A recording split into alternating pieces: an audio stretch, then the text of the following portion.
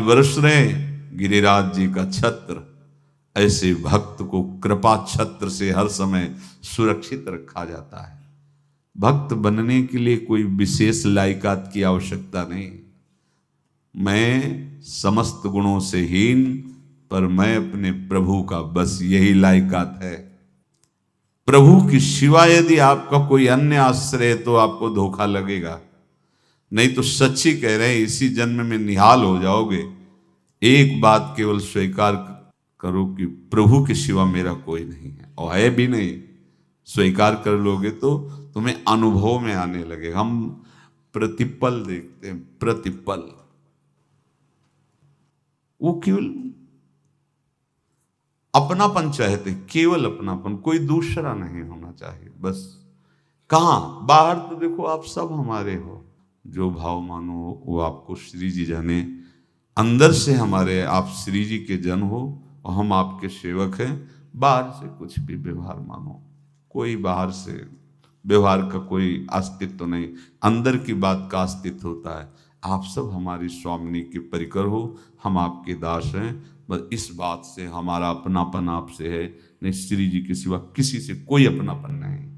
कि आप इसका प्रभाव समझिए। प्रभु को सिर्फ अपनापन चाहिए, सिर्फ अनन्यता। यदि उपासक में तीन बातें नहीं है तो अभी थोड़ी गड़बड़ी है। पहला, दृढ़ श्रद्धा विश्वास। दृढ़ श्रद्धा, अब नहीं, अब नहीं, अब नहीं, अब तो हाथ उठने का समय आ गया। अब क्या, अब नहीं, बाजार नहीं। दूसरी बात, जो गुरु ने भजन दिया उसमें तत्परता, सच्ची मानिए। जीवन भर कभी इस प्रमाद को गुरु कृपा से आने का अवसर नहीं दिया गया कि चैन से सोए हों और चैन से खाए हों। पूरे जीवन में कभी सुविधाओं को स्वीकार नहीं हुआ, साधन मार्ग में कभी भी शिथिलता नहीं हुई, तत्परता है। प्रभु पर पूर्ण श्रद्धा विश्वास और गुरु प्रदत्त साधन पर तत्परता। और तीसरा खास विषय, इंद्रियों से भोगों को न भोगना। तब ये जो रंग है परमार्थ का, तब अब दो चार माला की मनमानी आचरण की कहते हैं हमें भगवदानंद की स्फूर्ति नहीं होती। आपने रास्ता रखा है भगवदानंद का, बाजार लगाए बैठे हो अंदर हृदय में, अन्य आसों की, अन्य भोगों की, अन्य चाहों की, अन्य मान्यताओं की। अरे खाली करो, ये सब माया का खेल है।